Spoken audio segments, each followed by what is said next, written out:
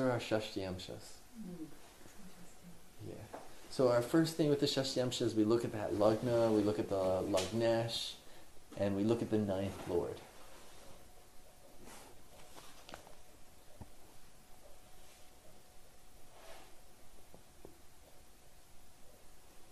And then the second level of it is we start looking at look at the ninth lord's sign. Is it strong? Is it exalted, debilitated? What's the state of that in the Shashtiyamsha? And that's showing us the karma that it's coming in with, that lord did in the past. So we're using the house lord. We also look at the dispositor of, like for example, your ninth lord in the Shashtiyamsha is... Oh, in the Shashtiyamsha. Saturn. This is correct, right? If the thing is that this won't change in 2 minutes. The Lagna we use the lords to really rectify, but this will stay pretty much the same. Especially with Saturn. He's not changing Shashtiyamshas left and right.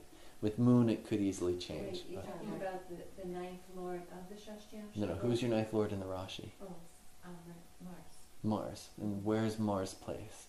Cancer. In Cancer. And so now we look how, so we see is, so he's debilitated. With the moon. Yeah. So, but it's with the moon, so it's Nicha Bhanga in some ways. Yeah. So we see this. That's the next level of, so the first level is taking that lord and seeing where the lord is placed. And the second way to read it is to see the placements. And to start reading from this and looking at that level. So there's this falling and uplifting happening with your Dharma. Okay. Anybody else have their Shashtiyamsha? Was that in her D60? Yeah. So we just read that in the D60, but we used the ninth lord. And we're reading the ninth lord in the D60. Okay, so if I use Mars as my ninth lord, and it's in Sonia, and the dispositor... Do you have your D60? No. Okay. Well, that's... So where I find it, look at the ninth in this... Your D60... Oh, mine, I was wrong, it's Leo. A ninth lord's a Leo. Is what? Okay, let's look at Ajaya's. Oh, yeah, sorry. Ajaya's ninth lord is his ninth house is ruled by Scorpio, so we have 2 ninth lords. Okay. Mars and K2. And if we look at the D60, write it down real fast. Capricorn Lagna. K2 in the 3rd. Saturn Sun in the 4th with a Ruda Lagna. Venus, Mars, Jupiter in the 5th. Rahu in the 9th. And Mercury and Moon in the 12th. And so his ninth lord is Scorpio. So we're looking at Mars and K2. So we see Mars is in Taurus with Venus, and Venus is in its own sign. It's with Jupiter. So that's very good. A lot of strength there. In the we look at it. in the ninth house.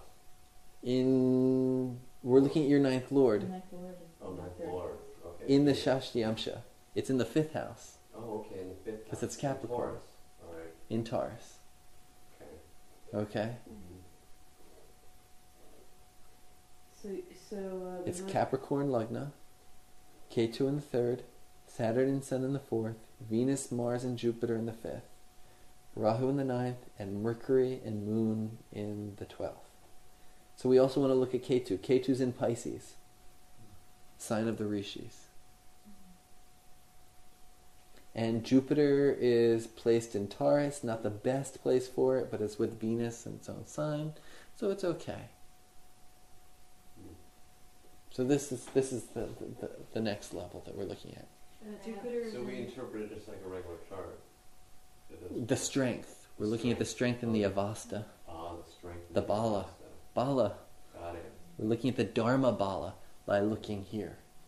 Didn't you say Mercury's in the 12th? Yeah. Yeah. Lord Mercury and of the Moon. ninth is in the 12th. And Saturn. No, his Lord of the Ninth. No, not the Lord of the Ninth of the D60. In his Rashi, Scorpio is the ninth Lord, is the ninth house. So we take the ninth Lord from the Rashi and look at it in the D60 Oh, okay. to see the Dharma Bala. We looked at the ninth Lord's Shashtyamsha Lord, and now we're looking at its strength.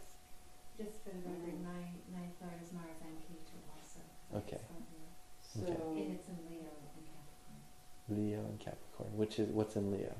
And what's in Capricorn? Mars is in Leo, so you look at the and ninth. K2's in Capricorn. Okay. What's really important is first we look at exaltation, own sign, all that, and then we look at malefic and benefic. So Leo we see it's a malefic, but it's at least a sattvic sign. K2 we see is in a tamasic plate. It's there's a malefic planet ruling it. What's the state of Saturn?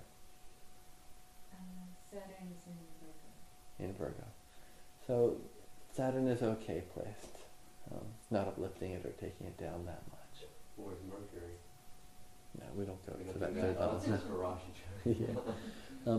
Now, the third thing we do is we take so for Ajaya's chart he has that Mars in Taurus. So in his natal chart, it's ruled by Pisces. And we take that Taurus back, Rashi Tulya Varga, we take that back into, and we see that Taurus falls in your third house in your Rashi. Oh, yeah. And so the Dharma's coming through this third house. Communication and interacting and networking with people. Okay, so we see where it's actually, where it's affecting the person in where they're experiencing it. Could you repeat that part again? You take from the second. Rashi Tulya Navamsha.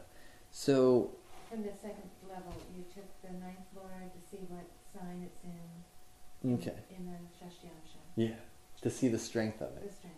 and you see it's also its depositor. It's dispositor. Yeah. Where that is. The strength and benefic malefic nature of it. Alright, then how do you go back to the Rashi? And then you take the sign of that ninth Lord and see where that sign is placed in the Rashi. And that shows you the impact on the life. So we look at the ninth Lord in the D60, find out where that's placed, and then impose that on the Rashi chart to see where it impacts the individual in their In this life. Got it. So for you, the third house, a house of communication. Because Mars is in Taurus and in the Shashtyamsha. In the Shashtyamshan, we take Taurus back into the Rashi chart, and that's your third house. Okay. Okay? So at You the follow me? beginning- Yeah, I'm following that. So we looked at the ninth Lord sign in the Shashtyamsha. We looked at the dispositor of the ninth Lord, and then That's for Dharma Bala. for Dharma Bala. And then how does it impact the life? We take it back into the Rashi. Okay, so it's And then the final way to read the Shashtyamsha that most people love the most, and which is the final rectification. You read it from the Aruda Lagna. And anybody know what the Aruda Lagna in the Shashtyamsha represents? the Aruda Laga in the Shashtyamsha. Uh-huh. How people saw you in last time? Who you were in your past life. Oh. From the Lagna, it's showing what karma you did, what's affecting you now from what you did. From the Aruda Lagna, it's who you were in your past life. So it's really important you get it down to where it's supposed to be. Right? Yeah, it should be the right. And so, if Ajaya's is correct, we have Aruda Lagna in the fourth with Saturn and the Sun in Leo. And so the Sun's exalted there, Saturn's debilitated Wait, is the Aruda Lagna where? in the fourth house. In But we Leo. take It's in Aries. the chart I Aries? read before. In the D60 with In the Capricorn D60. chart. We read, now we throw out everything else and we just totally read that as the Lagna. Yeah. And we totally read it as an independent chart. So what happens when Sun and Saturn are in a person's Lagna? He was a bodybuilder in the past life. I don't know. It seems like maybe I was like a bad or a harsh ruler of some kind. Could have been a bad or harsh ruler. It's a combination for losing your family. Oh, it Actually, is? all the yogas take effect from a Ruda Lagna. Read it like a normal chart. And everything that you would read is as if it was the person in this life, you read that as that's the person in their last life. Saturn and the Sun in Leo is a combination for losing one's family. When the Sun is in the Lagna connected to Saturn, with Sambandha of Saturn, yeah. Doesn't matter if it's the exaltation and debilitation. Well, the thing, yeah, it's going to have some effect. But the thing is, the Saturn becomes Nichabanga because it's with the Sun, who's exalted in that sign. But Saturn and Sun are enemies, so it's a Nichabanga, yet they're still not happy together. So it's for losing family? That's just Sun. It's relative to Sun. Okay. And if we see from there, he has Venus and Mars and Jupiter in the second house and Taurus. Venus, Mars in the second house, that's a little bit of a womanizing combination in a Venusian sign. It's a little bit of a womanizer in a past life. What's interesting, I'm flashing on the kind of the whole history of my grandfather. His whole orientation towards life, he lost everybody. Everybody died on him. His wife committed suicide. He lost all his kids. Yeah. And he was a womanizer. He lived off a woman, and he didn't work. And you know, I'm not going to start going. Go ahead. But that's some of that. I did this ancestral excavation with this singing group. They're supposed to do a song. When did your grandfather die and you were born? Yeah. What's that? Well, he died way before I was born. Wow. Yeah. Oh. And my dad has Grandpa. major issues with his father. And say His this dad again. used to beat the fuck out of him. And That he'd was be your like, dad oh, for my you." dad, that's all he used to say is, your grandfather, he beat me black and blue. Now, how was your dad for you? He was really cold, but he wanted to not do what. So the fifth lord here Yeah. is the Sun. The Sun. Because if we're reading it from the Aruda Lagna, everybody has the chart, right? You wrote it down? So if we read from the Aruda Lagna, the fifth lord is Sun in the Lagna with that Saturn. Oh, right. Fifth Lord. So the fifth lord's getting beat by Saturn. Wow. Yeah. That's good. That's good. Yeah.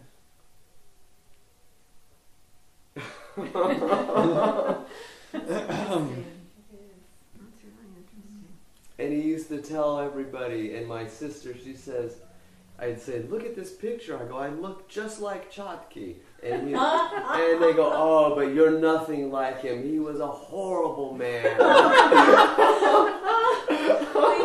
So you think that he reincarnated, the grandfather reincarnated to make up amends to your father? I think so. I feel like I had Were to you real like. sweet to your dad?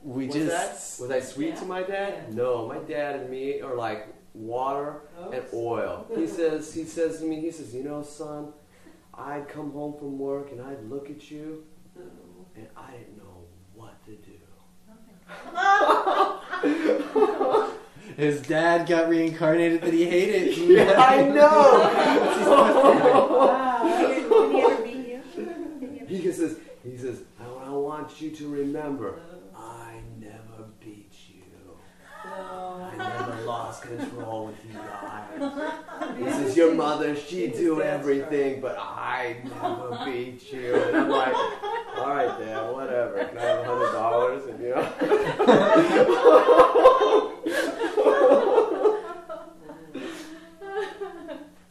Well, happens. we see this Shashyamsha looks correct. Is it common for generations to hopscotch like that? Yes. Is it? That I makes think a lot so. of sense. I've seen it. Yeah. Especially if you died before you were born and Um, come right back in and work it out. in the Judeo-Christian religions, it's kind of common. In different cultures, there's different kind of ways that it's supposed to happen. So it'll depend. It's funny is I'm gonna go on because we started this out with like, oh, do the like Well, thing. what's this moon? There's Moon Mercury in the Aquarius in the 12th. in the 12th. Well, that's your 9th.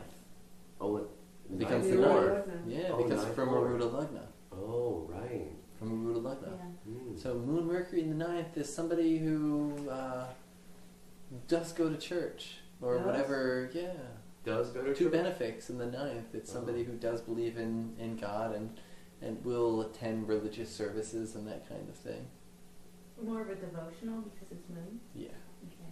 But Mercury is also very intellectual about it too, Okay. so it's a kind of combination there. In Sagittarius. Mercury and Moon, sometimes they can combine healthy, and what is it, Sagittarius? It's an okay sign. No any malefic aspects. Mars is aspecting it, And Rahu. and Rahu.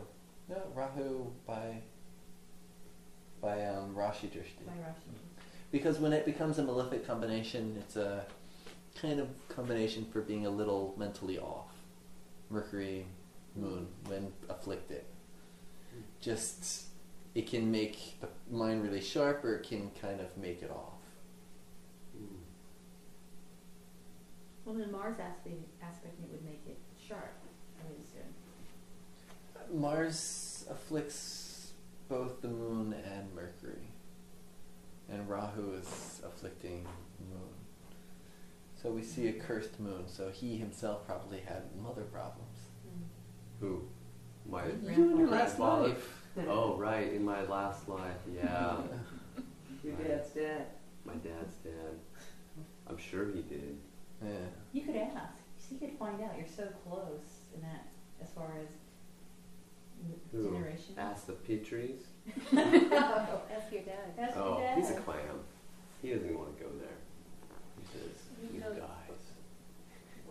are lucky. Where's your grandfather from? Where's he born? Russia. Oh, Russia. Yeah. Oh, hard life over there.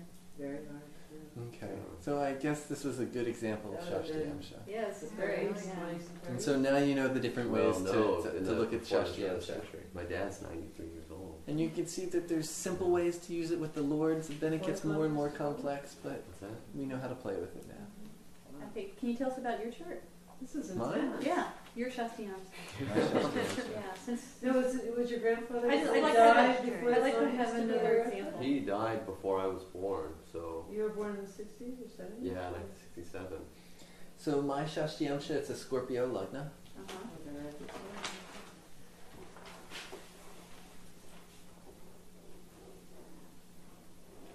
I think I'm going to take this one off the recording. Scorpio Lagna, Mars in the 2nd, Saturn K2 in the 3rd. Aruda Lagna is in the 5th. Jupiter is in the 8th. In the 9th house we have Rahu, Sun, and Moon. Uh-huh. 10th house we have Venus and Mercury. And so for the past life, so let's go from the beginning. My 9th lord, if we look from my Rashi chart, the Lagna is Kinara. We talked about that.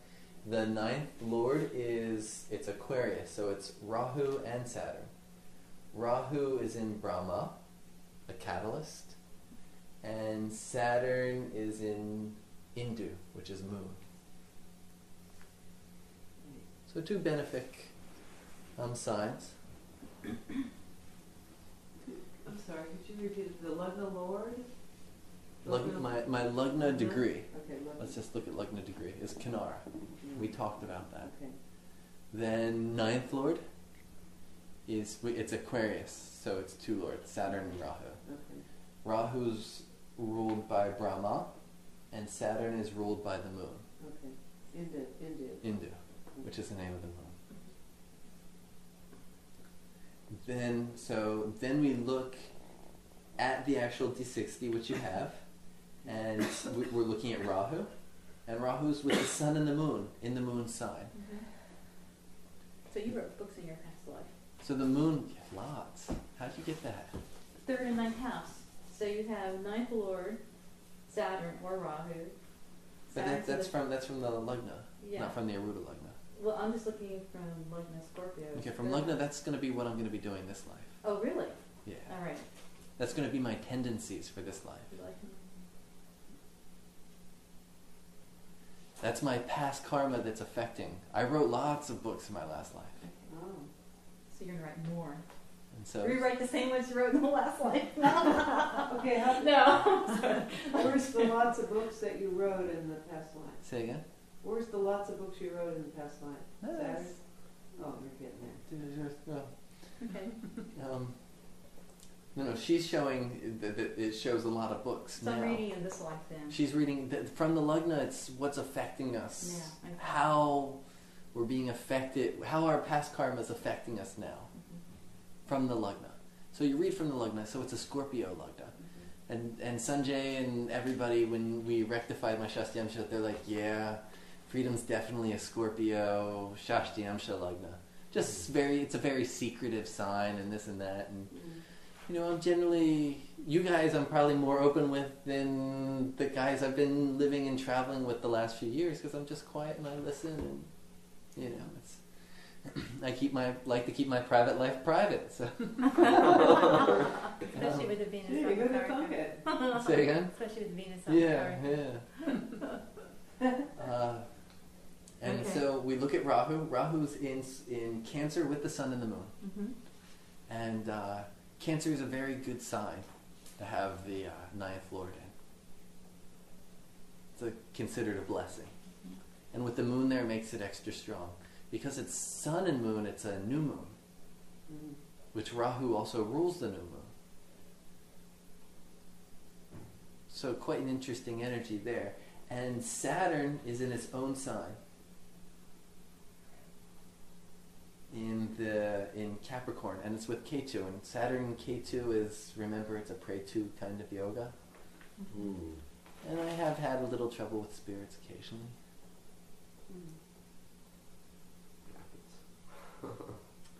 I remember one day I was planning to go to this yogini temple out in Orissa, and I figured I was, done studying for the winter with Guruji, and I was going to stop at it on my way to Delhi, because it was out in the middle of nowhere.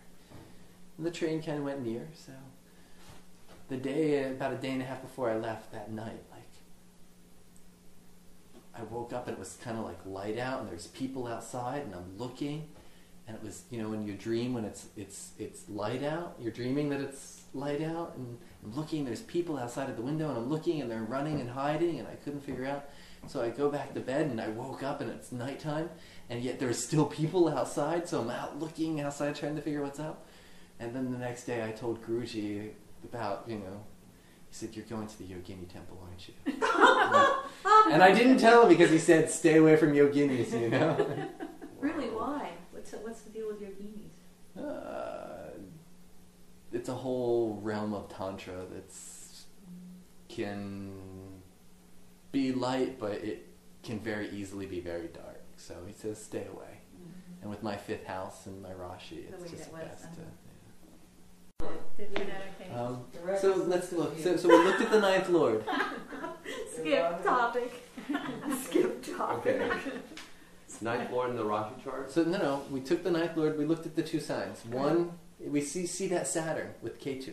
Right.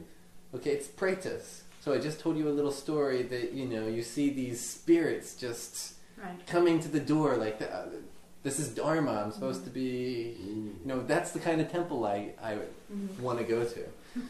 So, and then we see the other combination with the Rahu in Cancer.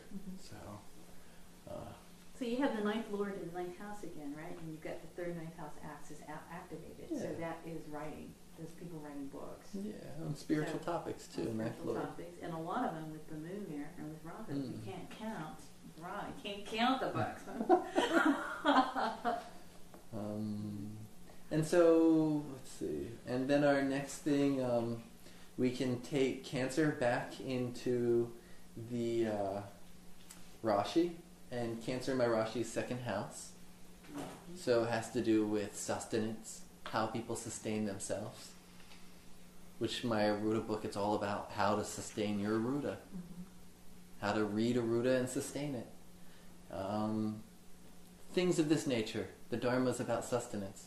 With Ayurveda, it's all about eating the right foods, taking the right herbs, living in a way that you're healthy. So, but you see how the Dharma is connected to the second house there. And also Capricorn. Capricorn's 8th house in my Rashi. Because Saturn, because that 9th Lord in the Shashtyamsha, one was in Cancer, one was in Capricorn. So we take Capricorn into the Rashi. That's the 8th house, occult studies. Oh, so you got Study Saturn Jyotish. and So we got K2 in the 8th in doing the we take them Rashi back into Tulya. the 8th. Yeah, Yeah. Rashi Tulya Varga. So you can take them back and forth? We take them from the Varga into the Rashi. Okay. It's called Rashi Tulya. Yeah. Tulya is the gold. Rashi. It's Rashi Tulya Shashtyamsha for this case.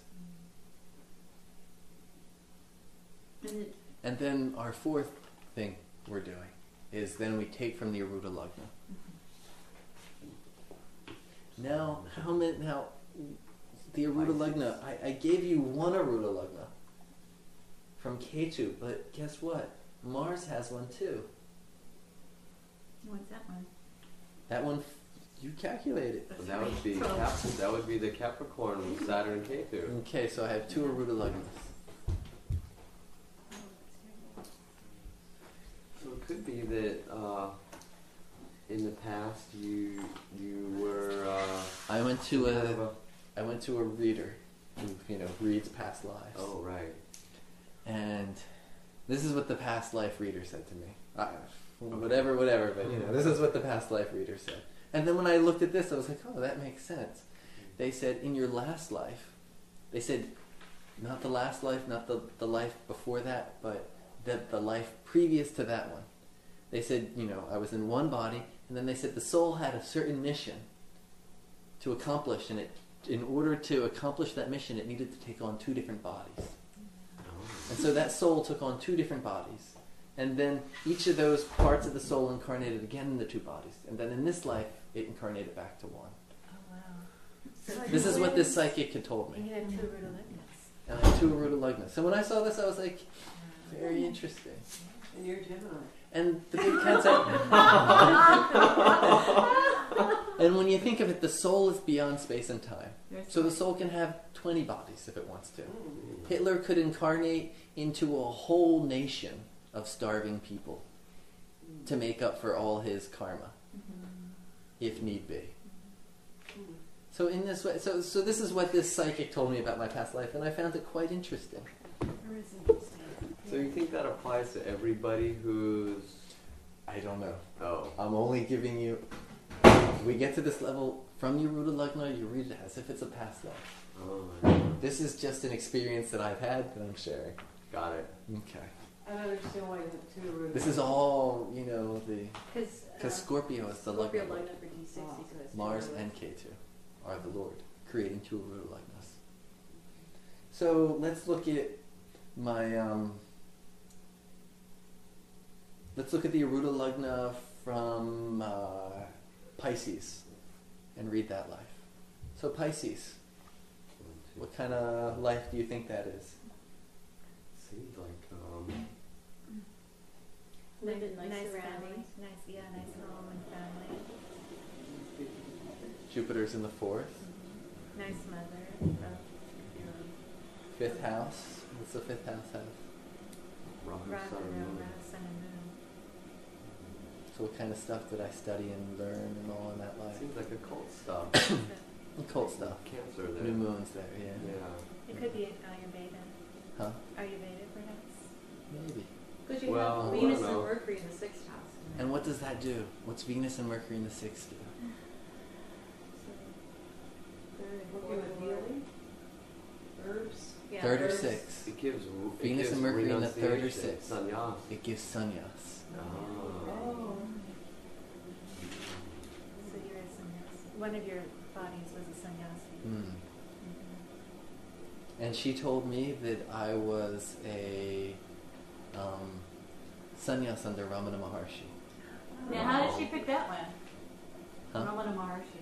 Jupiter in the This is fourth. what she said. Oh,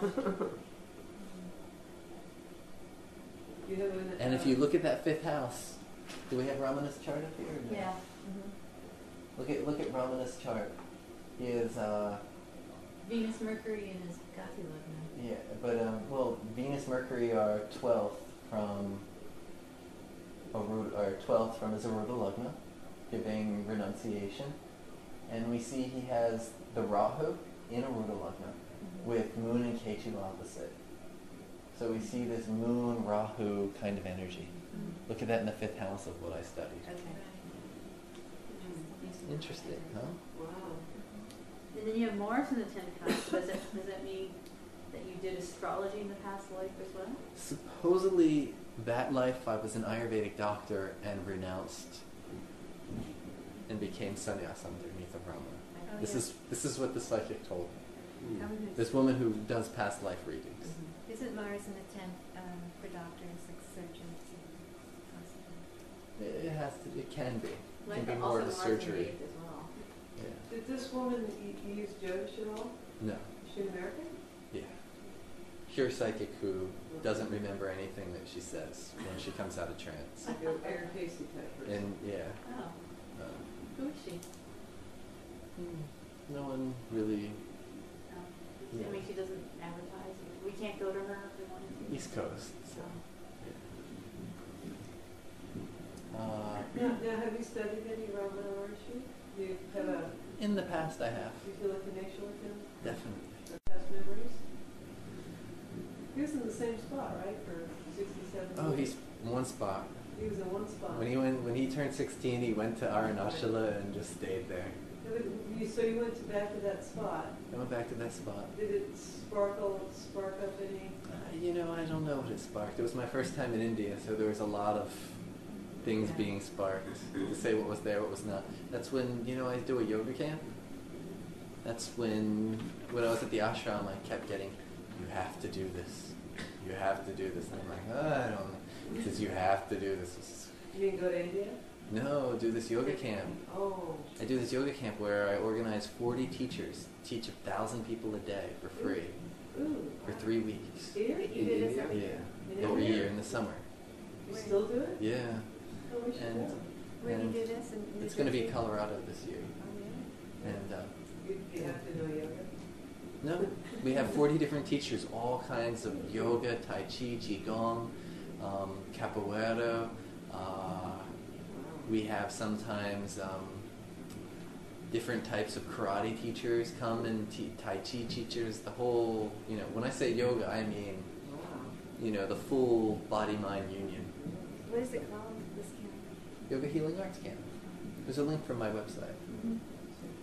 But that I started there. But so we see that from that Aruda Lagna. And then you have Saturn K2 in the 11th. So And then we see, in the 11th. from the Aruda Lagna. Now let's take the other Aruda Lagna.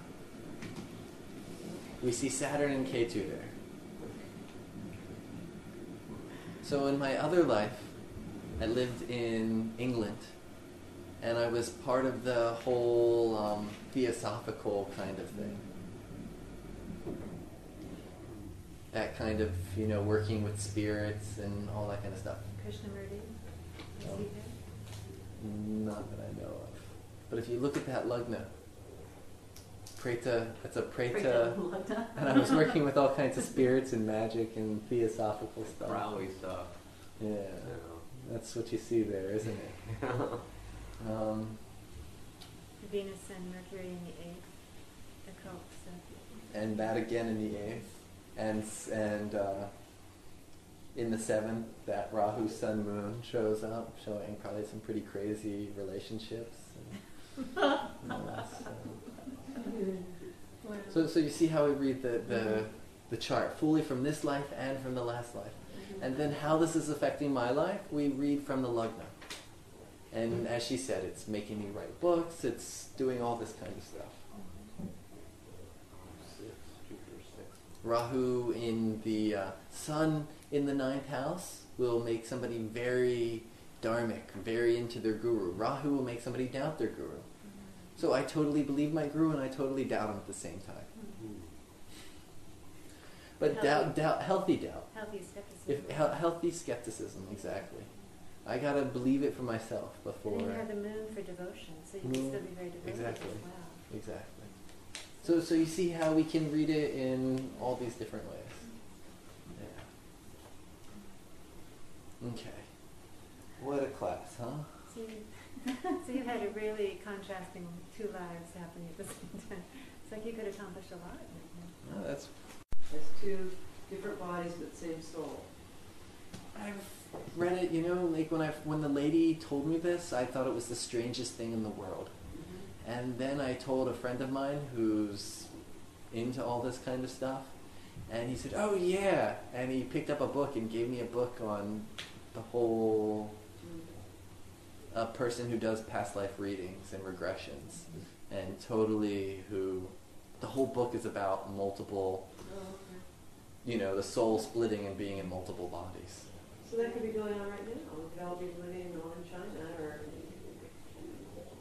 Iraq or... Yeah. As I said, this is just, when I was 13, I think when I was about 13 I had some past life memories, which were really quite strange because I didn't know anything about Hinduism back then.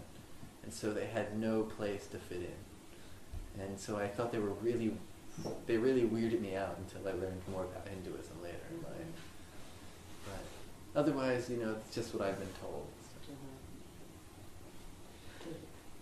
But in this way, we can all start studying our Shashti Amshas, seeing what we were. And Guruji, he does, I don't know if you've noticed, he does past life readings, where he just reads from the Shashti Amsha. Instead of reading your Rashi, he just reads the same thing from it. He just reads the Shashti Amsha, and that's the past life reading.